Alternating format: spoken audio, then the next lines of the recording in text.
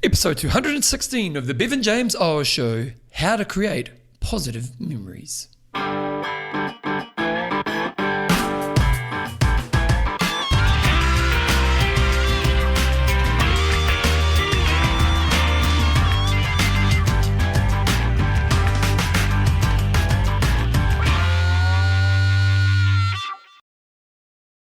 Rightio team, welcome along to episode 216 of the Bevan James Eyles Show, your fortnightly podcast on the behaviours that create a lifetime love of exercise so you can get all the benefits that come alongside it. Today's show is a Bevan show. It's one of those ones where I just kind of waffle on about a few things that have been on my mind, and I've got 3 subjects written down. And I may go to all 3, or depending on how long it goes, I may do 1, I may do 2.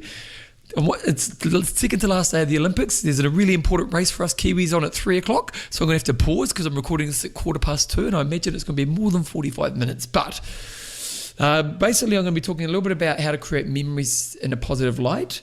I've got also a concept of reframing motivation, and then 100% chance of success is another concept. So when we get to the main gist of today's show, I may touch on all 3 of those, 1 or 2, depending on how long I go in each of those. I do have to share a bit of a proud moment for myself here. 2 proud moments. And why do I want to share my proud moments? This isn't about me saying I'm great or anything like that, but I do think it's okay in life to say you're proud of yourself. And if you've been a listener to the show for a long time, or at least in the last year, you know I've been through this back operation. And one of the podcasts I did post-back operation was, how do I do as little damage as possible so I can get back to life as normal as fast as possible? And interestingly, I behaved really well through this time. I've acted really well. And then about 12 weeks ago, I was getting this really bad sciatica. And so as much as I behaved well, just the complications of the operation made me think that maybe I need an operation. But my sister said, no, hold off. And in the last 12 weeks, it couldn't have gone better. And last night, I taught my first body attack class. Now, I've been teaching my fitness classes for a long time, pretty much about maybe 10 weeks after the operation, maybe 8-10 weeks after the operation, I was back to teaching your pump classes, your cycle classes, my run coaching, and that type of work. But when it came to the impact, the high impact, explosive jumping, think plyometric jumping, burpees, tuck jumps, running on the spot type of class, that's body attack. I haven't taught that since December last year, early December last year. So, and I'm recording this on the 7th of August. So last night, I'm going back to my class next week, but I thought I'd go team teach with another person just to get a feel on my body. And I taught the class, went well, my body held up really well, I was pretty happy with that. Have to be careful about how I manage bringing this impact into my life again, but overall, it was a real success. But a member came up to me after the class, and this member, a lovely lady called Julie, who's been doing my classes forever. Like, Julie was around 22 years ago when I first started teaching, and Julie came up to me and said, Bevan, you haven't lost your fitness through your operation, have you? Now, why am I proud of this moment? Like, it's nice that people think I'm fit. That's nice. That's a cool thing. But if we go back to that podcast that I did at the beginning of post-operation time, one of the things I wanted to achieve was, how do I get back to what I want to be, or what I like to be, as fast as possible in the safest way possible, and do as little damage as possible. And one of the things I talked about was, I'm going to lose some fitness through this time because I can't exercise how I normally like to exercise, but at least how do I minimize the fitness that I've lost? Now, I've got to be honest, when I was teaching that class last night, I know that I'm not as fit as what I normally would have been before I had the operation. There were definitely moments where I was a bit like, I'm dying here right now. But to the people in the class, you could see that well, at least the feedback I got was that my fitness doesn't seem to have been lost. Now, this is an important message because I've got to the other side of now. Like, if you want to go back, if you don't know what I'm talking about, go back and listen to the name of the episode I called it's episode, let me just pull it up here because I've just got the episodes in front of me. Okay, there was episode 202 on January 25th, 7 steps to staying healthy in a diminished times. And I'm now, this is 8 months later, just under 8 months later, and I'm now back on the other side of this. And it's cool to get to this point and have done the least amount of damage and be able to get myself back as soon as possible. So I kind of want to share that with you. Second thing I want to share, a little proud moment in my own life, is I've just had a breakthrough moment on piano. And it's just, I want to share this with you because it's a really good moment where you go, always persist. If you want to stick at something, always persist. In the last moment, I've just had one of those moments on the piano where, I've got better. And I can't really tell you how. Well, no, I can. It's sight reading. I feel less pressure when I'm playing. I'm playing higher quality. I don't need to go into too much detail, but when there's this thing in life, when you realize you've gone to another level, and there's this real obvious moment, and you see this. And I've just had that moment on the piano. And it really makes me think of two athletes from the Olympics. There's two athletes, there's lots of athletic stories I love from the athletes, but one is a lady called Emma Twigg, a New Zealand rower. Emma Twigg had been to 3 Olympics. First Olympics, I don't think that did that well. And then the next 2 Olympics, she got 4th in her race. So the worst result you could get at the Olympics is a 4th. Because I love the way the Olympics acknowledges that the top 3 means something. Like, obviously, some people just want to get gold, but, you still get celebrated for becoming a podium getter at the Olympics. And so to me, and the worst result you can get in the Olympics is 4th, because it's just like, yeah, you're so close. And to get there twice. And after her 3rd Olympics, she retired and gave up the sport. And then I think she actually met a new partner, and a new partner gave her a new perspective on life, brought it back, and she just dominated and won gold medal in her event recently, or about a week and a half ago, a New Zealand rower. And it was really thinking about persisting and to succeeding. And there's another story of this Filipino weightlifter, which I read about. And this Filipino first Olympics did not finish. Second Olympics got dead last. Third Olympics got silver. And in this Olympics won the gold medal. And you know what? I don't need to talk to you guys about persisting to see growth. But as much as I've had this moment of piano where I've realised I've gone to another level, and it's a level that's another level in my progression, sometimes you don't feel you're going to get there. Like, I know I've had moments in the last 18 months where it's like, am I ever going to get any better at this? And then you find the other level. And I'm sure Emma Twigg and I'm sure that weightlifter had moments where it's like, will I ever get better at this? And why I want to share this with you is if you are trying to grow in an area, you are putting effort in, and you're not sure if you're going to see that progress, trust, work on it, because you'll have those moments. And I've got to say that, like, this moment on the piano, it feels really cool. Like, I love it. It feels really rewarding because you've kind of persevered through this thing. So I just want to share a couple of proud moments in my life that hopefully has some insight for yourself. The first is, in times of diminished times, you will get to the other side and do it in a way where it's the fastest way back. And then the second is, even if you're having moments where you wonder if you will ever progress, stick at it. Because around the corner, there's a moment where you go, shit, I'm a bit better at this thing, and it's quite a cool place to be. I'm going to get into the main gist of today's show, but before I do, I want to say a big thank you to all the patrons of the show. Patrons are the people who deliver some of their hard-earned money my way each time I release an episode. All you need to do to become a patron is go to bevanjameseyles.com, click on podcast, click on support me. It'll take you through my Patreon page. You donate as little or as much as you want per episode, and each time I release an episode, you donate some of your money my way. When you become a patron, you get a cool nickname, and here are a few of people who already are patrons.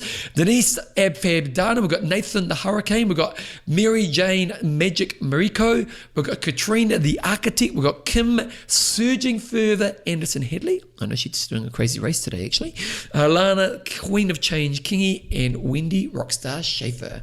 If you want to become a patron of the show, again, go to bevanjameseyles.com, click on podcast, click on support, and you can go from there.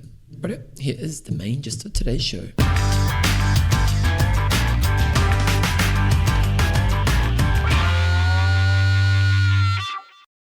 Do you have areas of your life where you'd love to develop yourself, but at the same time you have memories from your past in that area that basically stop you from trying?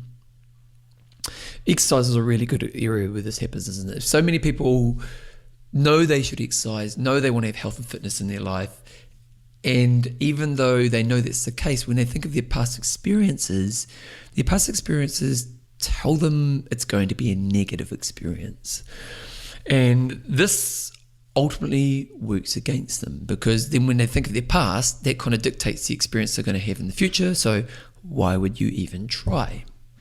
Now, if we can understand our memories have a massive influence on how we'll move forward in life, then ultimately one of the things we want to aim to do is to create better memories, is to develop memories that make us want to move towards those things.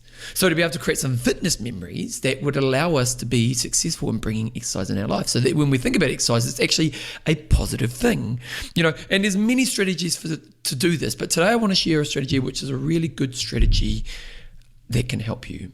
And I'm going to start with a story. So when I first started teaching fitness, I was actually a bit of a failure. So I've been lucky in my fitness career to achieve a lot. I've won awards, I've traveled the world, I've had a really successful fitness career. But the first period of my fitness career, I was actually a bit of a failure. And that was shown, and not just me because, hey, I feel like a failure. It was shown in some really obvious ways. Like, for example, Les Mills has a training module, and it's the thing you need to do before you can become an instructor. It's kind of like introducing you to all the skills you need to become an instructor. And while it's a pretty intensive training period, pretty much everyone passes. Like 95, 98, 99% of the people who turn up to these modules pass. And it's partly because they pick good people, and the people who are there want to do it. So it's the right audience, and it's an audience who's pretty motivated. Well, I failed my module, and I failed. So the entry point to becoming an instructor, I failed. Now, luckily, I had a manager who put me on the module, who had a bit of belief in me, and he persisted with me, and then I went back and I managed to pass, and I managed to kind of become an instructor. So my first experience as an instructor was failure. And I've probably talked about this next part on the show as well, is that after I taught my first class, the manager of the gym at the time rang me the next day and said to me, "Bevan, do you really think you should be an instructor?" So obviously, my first class was terrible. And I'll be honest, my instructing in the first period of my teaching, I imagine, was really terrible. Now, as much as I can kind of talk about this picture of me being a failure in the first part of my teaching journey, I had a couple things that gave me the time to develop myself. Because if I didn't have these things, I would have been booted out the door. If I didn't have these things, I would have been booted out. First of all, I managed to draw people to my experience. But that's kind of an odd thing to say, because if I failed and my manager thought I was a crap instructor, how come I had this ability to bring people to my classes? Well, the first thing was, I've always been a pretty good people person. Like as a milk boy or as a paper boy as a kid, I was the kid who always got the biggest tips, and I've always been a people person. So being a people person definitely helped me. So when people came in, at least I made them feel good in the experience. But that probably wasn't the main reason. The second thing I had going for me was that I was extremely fit. When we did do the fitness testing in the modules, I broke all the New Zealand records for the beep test and stuff like that at the time. So I was a very fit young man. So I had people skills, and I was very fit. But the thing that was probably the most important thing that I had was I had the ability to deliver an amazing peak at the end of the workout. At the end of the workout, even from day one, I had the ability to help people go to places where they couldn't go to by themselves. And so when they came along to my workout, the whole class might have been absolute crap. But in that last moment, with my fitness that I had and this kind of thing that I had within me, I was able to take them to this peak experience. And so when they walked away from the class, the thing that they remembered was that peak experience. They remembered, oh my God, that guy took me to a place that I couldn't have got to by myself. Now, why was this important for the first part of my journey? Well, there's this rule in psychology called the peak end experience. And what the peak end experience talks about is when we have memories, there's two things we tend to take forward with us into the future. either the high or low point emotionally throughout the journey or throughout that memory that you have, and the end experience. Let's think about this with you right now.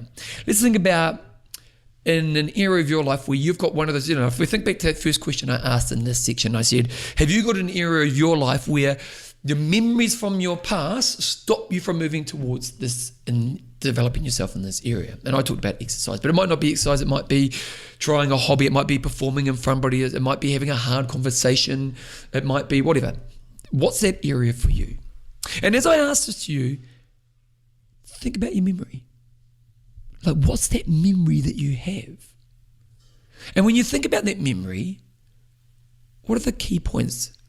Now, imagine there's the negative high emotional point within it. So it might be that you're performing in a school choir and you sang the wrong word, and it was a moment when everyone was meant to be quiet and you felt really bad about yourself. And then that was the negative bad moment for you. And then at the end of it, someone may have came up and said, oh, you really let the team down. And that's the end point experience that you have. And then think of an area of your life where you've got really good memories, where you're quite happy to move forward in your life, where you're quite confident, you got trust in yourself to move forward in that area of your life. When you look back in your memories in those areas, how do you remember them? Like I think of my Ironman experiences. I often said to people, there's two things you remember from an Ironman. And interesting, I've never actually thought about this in context of what I'm talking about today. I said there's two things you remember in an Ironman. You remember the moment when you see your friends and family out on the course. And you remember the finishing shoot.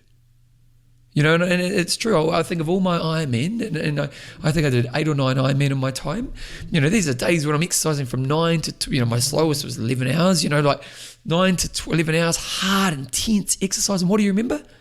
I remember seeing my parents in Taupo. My parents used to get dressed up in every race. They'd have a different theme, and they'd drive out in the middle of nowhere, and they'd have these clickers and tambourines, and they'd be making noise. And my family, I love my family. They cheered every athlete on. And I remember riding up the road, and you'd see that, in the middle of nowhere, think there's this long road way off in the distance. Think of a desert road, or that wasn't a desert, but think of a desert road where you see way off in the distance, and you see a spot of people, and you hear this noise. And the closer I get, I go, there's my family. And I'm tired, it's tough. And you just, emotionally, I felt amazing. Because I was like, wow, how lucky I am to have these people who love me enough to be out here for me right now. And then I remember getting to the finishing shoot, and you're dying, you see the clock, and you've achieved a goal that maybe you didn't think you could do, or you achieved a time that you didn't think you could do. And even on the crap days where you didn't get the time, it's still like, oh my God, I'm still glad I did this race. The memories I have from this experience are the peak emotional point and the end point of the journey. The negative ones is the same as well. The negative point, high point throughout the journey, and probably a negative ending as well. Now, with this understanding in place, we can really use this to help ourselves create better memories. Because if we have better memories, there's a higher chance we're going to move towards the activity that we want to do in our life. Like again, if I go back to my question, if you were to have good memories in the areas where you currently don't, do you think you'd want to move towards those areas? It's kind of an obvious answer, isn't it? Of course you would. So with this in mind, then we've got to think about how do we create great memories? And actually, as I think of it as a fitness coach, like one thing I do when I'm taking a track session. Actually, I'm going to go back to this in the future, in a few moments from now. So let's go back to you creating better memories. So if we understand the emotional high point and the end point are probably the two things we'll remember the most after a thing, then what we want to do is create some experiences that give us the opportunity to have those two moments. So let's just use the running example, because obviously running is a big part of my life, but let's just use that running example. Let's say you had running experiences in the past, bad emotional experiences, bad memories, so you've moved away from it. And you think, oh, I want to try running, but the purpose of trying running is to build a good memory. So how would we go about doing that? Well, first of all, we've got to get at a realistic level. So if you haven't ran in a long time, it might be that you're going to do a walk run, and you're going to go out for a 30-second jog, walk 3.5 minutes, and you can do that for 30 minutes, something like that. That's a walk run that you're going to do. But then how do you make it a 2-point memory builder? I'm going to call that. It's a name I just made up then. So the first thing is you're going to choose a moment in your run where you're going to try to get an emotional high. It might be that halfway through your run, you're going to choose a place which is really beautiful. So in your run, you're going to choose a spot that you just go, oh my God, I love running through this part of this. I think at the bottom of my hill that I live on, there's a pathway that runs through this little reserve, and it's kind of beautiful because you run over these tree-lined little trails, and it's only kind of like 500 meters. So you're kind of running down beside a river and by these kind of traditional streets, and then you go on this little tree-lined way, and it's really quite cool. So what I might do is I might plan to put that in place at the midpoint of my run. That's what I aim to do. And then what I'm also going to do is I'm going to find my favorite song that I love right now. That song that, when you just find a song and you're like, oh my God, I love that song. And also what you might do is you might put one of your running sets, make sure you're running your sets at one of your run sets, and then you might just run a little bit faster in that bit. So what you're looking to do is you're trying to create a peak emotional experience in that run. And you're doing that by choosing that really cool location, using some music because music is great for emotion, and putting a little bit of intensity in that's realistic for your ability in that moment. So you do that, you feel really good. And then at the very end of the run, you're coming towards your house and you're 100 meters from the end of your run, and you know what you do? You pick up your intensity. You do a bit of a sprint. You Usain Bolt it to the end of your run, and you get to the end of the run, you're huffing and puffing, but you feel on an emotional high. And this is what I was talking about before when I was talking about track coaching my runners. When I'm track coaching, we've got a track session we do with our runners each week. It's hard.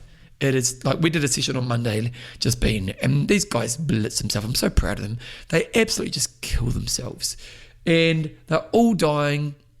And at the last part of the session, I always make them do a 30-second sprint. Now, if you were to ask me what's the physiological benefits of them doing a sprint, I'm gonna be honest, not much. There might be a little bit of gain and having a bit of a surge at the end of the session, help with that peak end fitness. But it's really not about that. What I'm doing is creating that peak end experience. Because throughout the session, when they're working through the hard bits, they're going to get those emotional highs. But I want to deliver that little bit of intensity at the end, which then when they finish the session, they go, oh my God, that was amazing. And this is what you do in your run. So you do that, run through the trail, put your favorite song on, lift your intensity a little bit, then pull back and get the rest running. And then 100 meters from your house, you're going to imagine you're an Olympian and you're going to sprint like crazy to your house. Now, what you've done there is you've consciously preloaded the experience that's going to give you the emotional high point of your journey and the peak end experience as well. Now, when you think about if you put that in place, what do you think you'd think as you move towards the next time you go running? You'd have a positive memory in place that then would help you move towards running in the next time. And this is why I do the sprint at the end. Like the session we did last Monday, I think I had like 80 people in the session. They're killing them. Like when you're watching them, you think, why would you want to do this again? But because I've had an emotional high, because they get that peak at the end, the memory they have of it is, that was a real awesome thing in my day. The ultimate example of this is childbirth. Like, I'm a man, I have no idea what childbirth is like, but I can't imagine. Like, I've spoken to females who are really tough Ironman triathletes. Like, I often think the toughest athletes are often females. I think, you might say physiologically men can be faster, but I've met some female athletes who are just can go to the well, can just bury themselves. And you speak to these athletes, and I know, these people can just go to dark places, and they talk about childbirth, and they go, oh, childbirth's worse than anything I've, in training. So I can't even imagine how tough pregnancy is. But what's the end point of pregnancy? Well, a baby comes out. And you have this peak end experience, don't you? You have this moment where euphoria of, the chemical release, you're holding your baby in your hands. Imagine having to think, well, you want to have more kids, you're going to go through that experience again. Well, you kind of forget it when you have this peak end experience. And this is what we want you to think of, is we want you to think of can I create memories that work for me in areas where maybe my old memories are holding me back? So if we're going to put a process in place around this, well, in my mind, what we've got to think about is let's create a bit of a way you can go about doing it. So first of all, I want you to identify an area where your memories are holding you back. And let's say, okay, so number one, identify the area. Number two, look at your past experiences and think about how you remember those experiences you had in that area. So it could be that, that I've used that choir example, that you made the wrong note at the wrong time, so you feel bad about yourself, and then someone at the end of it made a comment saying you let the team down. So look to what those memories are, and maybe with the insight that I've shared with you today to help you get an insight into, oh yeah, that's why I had this memory, because I had a negative emotional high point and I actually had a negative experience at the end of it. Then from there, identify an experience that can help you build a better memory. Now, first of all, when it comes to the experience, you need to make it a safe level. So like in the example I shared with you of running, I made the running 3 minutes, 30 seconds of light jogging, 3.5 minutes of walking, because that's achievable for someone who's new. So I don't want you to make an experience where you're going to fail. So step 3, when it comes to having a moment to create a memory, make sure it's realistic for your current ability. It's always really important. But then your next thing is to create 2 defining moments where you're going to preload the emotional high point and what you're going to do at the end point. So what's the emotional high point and the end point? Now, in my running example, it was the running through that little reserve, putting my favorite song on, having a bit of intensity kick at that moment, and then obviously doing the sprinting, thinking I'm Olympian at the end of the run. With physical activity, this is pretty easy. Some other areas it might be challenging, but be creative. Find ways that you can still trigger those things in place at the end of it, or in those 2 points. So, again, exercise is kind of an obvious way of doing it, but with you, find ways that if it's not exercise, that you can still be successful in doing this.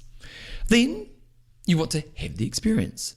And when you have the experience, really, really try to nail those moments. Like as I'm running through that little reserve, the music's loud in my ears. I might even sing out loud. I sometimes do that when I'm out running. If I've got a song I love, I just sing it out loud, and I've got my ears in, so nobody can hear the song. I'm sure people think I'm a right dork, but emotion takes me to that place. And then when you get to the end of the run, do the sprint. And then after the fact, reflect upon the experience. And let's do this. So step 4 is have the experience. Step 5 is reflect upon the experience. And let's do this in a couple of ways. Immediately after the experience, reflect upon the experience. Do you feel better about the experience? Then after you've had that immediate finish of the experience, secondly, after about 4 or 5 days, reflect upon that experience again. And think, how do I remember that experience? Now, based on what we've talked about today, that will be a positive memory. And this is really powerful when you think about it, isn't it? Because what you're doing is you've got a tool here to create powerful memories. And if you could create powerful memories, wow, how will that open you up to the thing that you're not doing in that part of your life? Pretty amazing, eh? Because often it's just that if we can open the door and create powerful memories, then we're going to keep walking down that pathway to where we can be successful and where we can make massive shifts in our life. So I'm going to be honest. Before I got into the main gist of the show, I said there's 3 sections, and I'm actually going to talk about one of the sections after the main gist of the show. So I will talk on one of these things at the end, but I think I really don't want to go into the other things because I think this is really cool just in this main segment right now. So let's recap. What are the 5 steps? First of all, what's an area of your life where your memories from your past are restricting you from trying to grow in this current area? Number 2, what are the memories that you currently hold, and reflect upon those memories and see how the peak emotional experience or the peak emotional time in that memory and the end of that point of that memory may have triggered that. Now, you could even go deeper and look at lots of memories that you've had around this. Then, from there, create a new memory, an experiment that you can try to have a new memory. And remember, around that, we want to say, first of all, you want to make sure it's realistic so you can be successful, but then look for the emotional high point, like running through the forest with music, and what you'll do at the end point. If it's not something like exercise, try to do it in a creative way in the area that you're trying to work on. post doing it, have an instant reflection to see about how you felt about that experience, and then 3 or 4 days later, look back on that memory and see how that memory works for you. Probably the last step then is keep building new memories. That's what you want to do. Keep building new memories that will then, again, make it easier to walk down that path, make you actually want to do this exercise or do the thing that you're working on. I guarantee if you can do this, as I always say, you'll be a much higher version of yourself.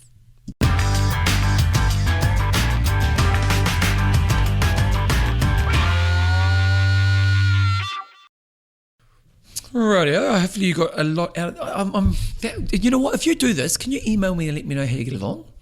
I'd be really fascinated. That's quite powerful when you think about it, isn't it? If you create new memories, like imagine just I'm kind of extending on what I was doing in the main gist of the show, but imagine an era of your life where you've got shit memories that are holding you back. Do you think you'd be different if you had great memories in that era? Like, of course, eh? And if you created those memories, what does it mean for you?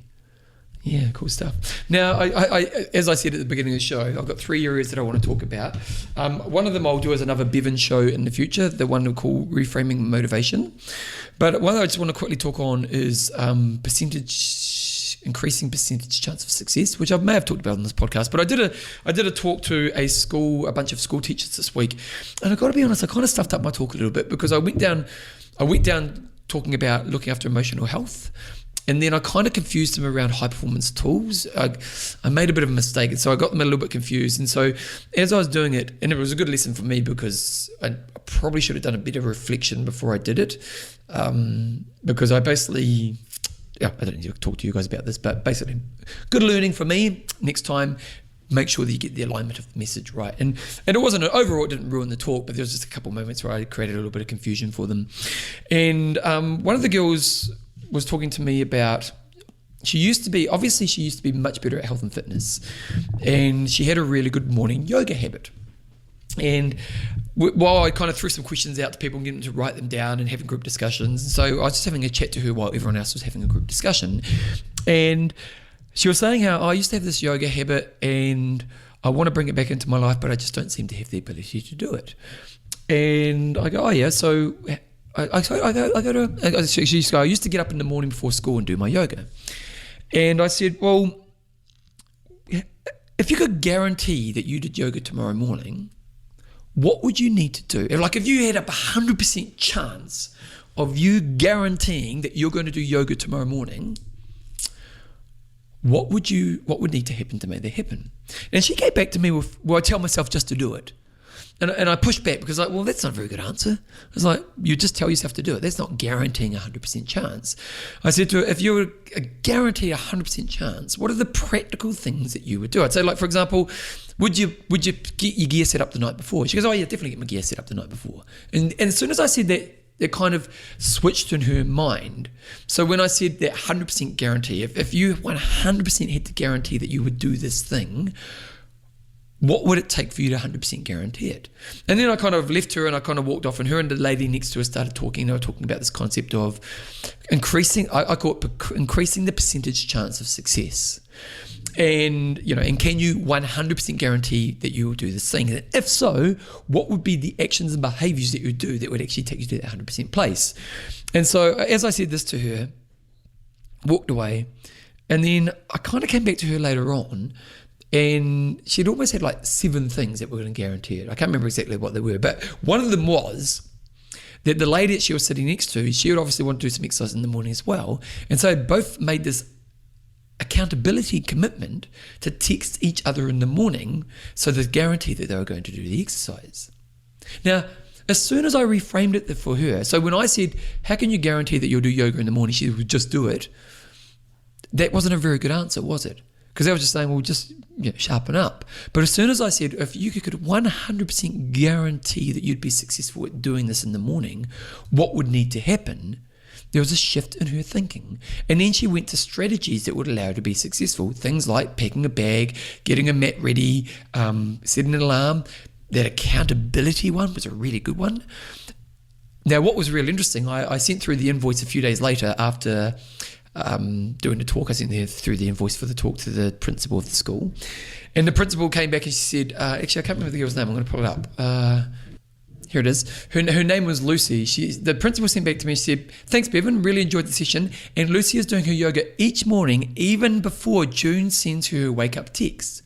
So, that little message of how do you increase your percentage chance of success, that was 5 days later, 4 days later, she'd now found this habit back in her life.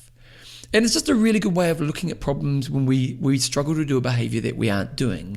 And so just as a tool that I wanted to quickly introduce to you today is, what's an activity that you want to do that you're currently not doing, that if you were to think of regards to how do I increase my percentage chance of doing this? Now, I'll actually be honest, I did this with a client recently.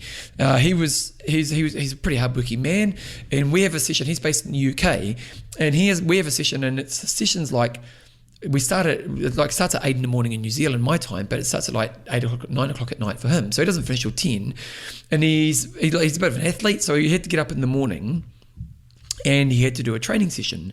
Now, he's a pretty disciplined athlete. Most of the time he's going to get up and do it. Occasionally he won't, but most of the time he gets up and do it.